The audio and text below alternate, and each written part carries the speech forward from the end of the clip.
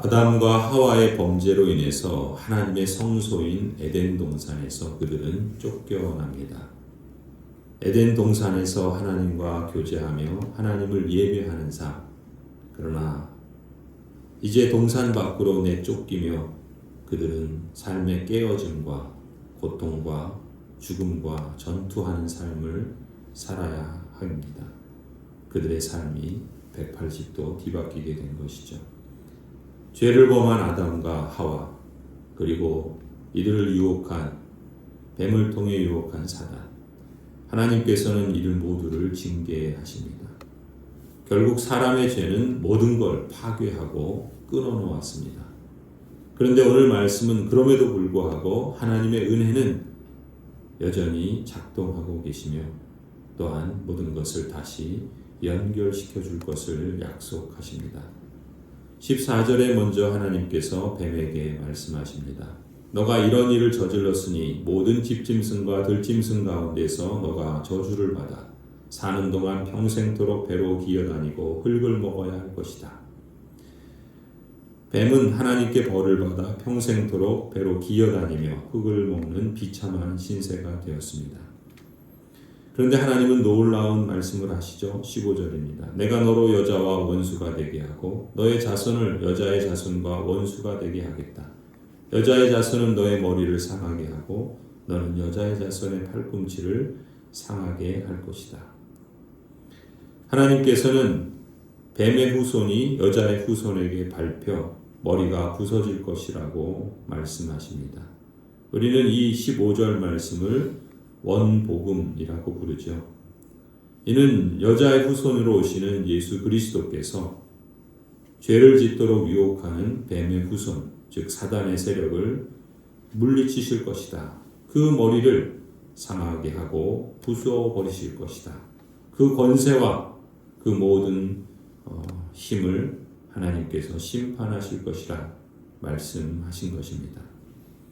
그리고 하나님께서는 이처럼 죄의 형벌 속에서도 은혜의 길을 열어주시는 복음을 우리에게 제시해 주셨던 것이죠. 16절에서는 여자에게 이렇게 말씀하십니다. 내가 너에게 임신하는 고통을 크게 더할 것이니 너는 고통을 겪으며 자식을 낳을 것이다. 너가 남편을 지배하려고 해도 남편이 너를 다스릴 것이다.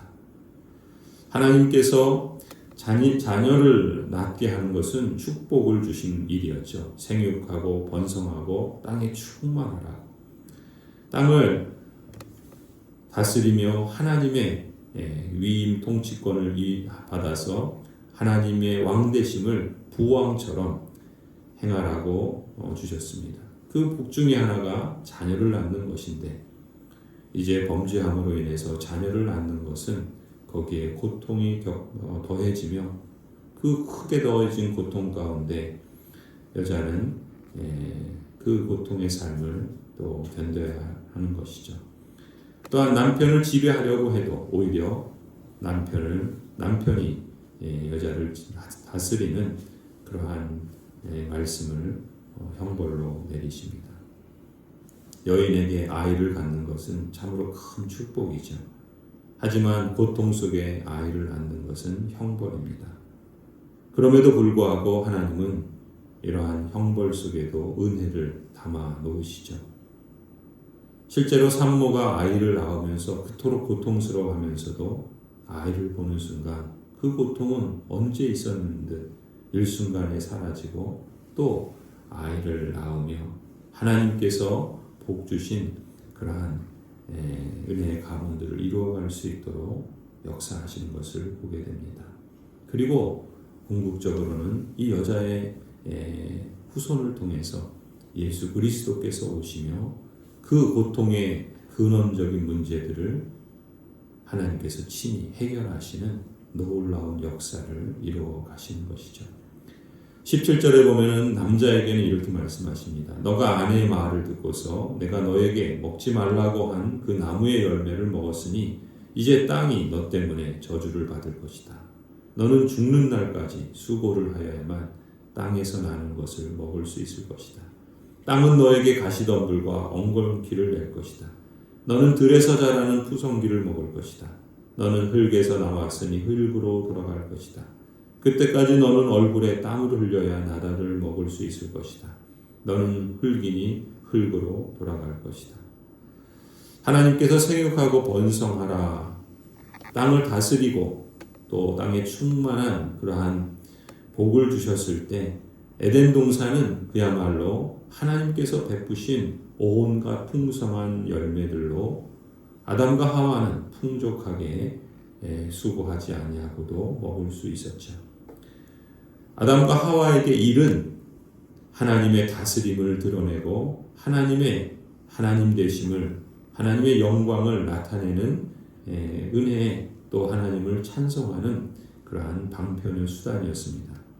그러나 범죄로 인해서 땅이 저주를 받고 가시덤불과 엉겅퀴를 내고, 그래서 이제 남자는 그 일이 하나님의 다스림의 표현이기도 하지만, 그러나 그 일에는 고통과 또 저주가 담겨 있는, 그래서 죽는 날까지 수고를 해야만 먹을 수 있는 그러한 징계를 받습니다.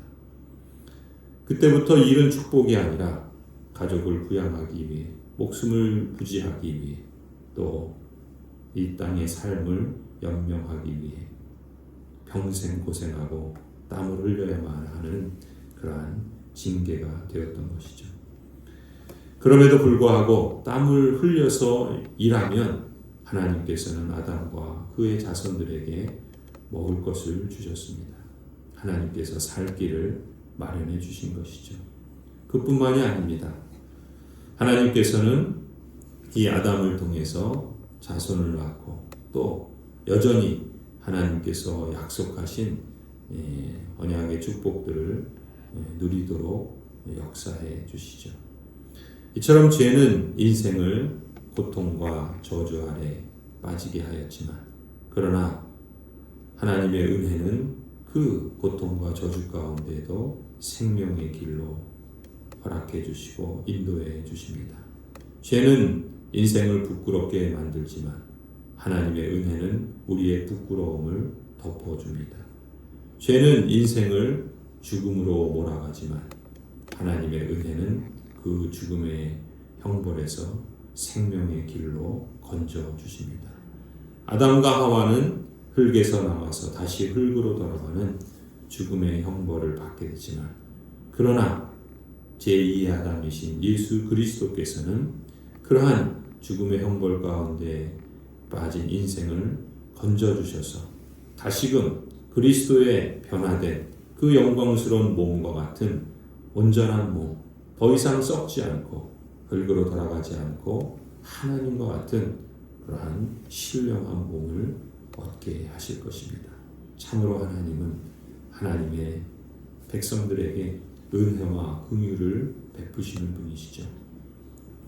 생명나무의 열매를 먹지 못하게 된 아담과 하와는 2장 17절에서 말씀하신 대로 더 이상 영생을 누리지 못하고 죽음에 이르게 되었습니다. 22절에 주 하나님이 말씀하십니다. 보아라, 이 사람이 우리 가운데 하나처럼 선과 악을 알게 되었다. 이제 그가 손을 내밀어서 생명나무의 열매까지 따서 먹고 끝없이 살게 하여서는 안 된다. 아담과 하와가 선과 악이 무엇인지 몰라서 알게 되었다는 것이 아니라, 이제 그들은 부끄러움과 수치와 또 하나님을 기뻐하시는 그러한 선을 행하는 것만이 아니라 악을 행하게도 되었다라는 것을 말씀하는 것이죠.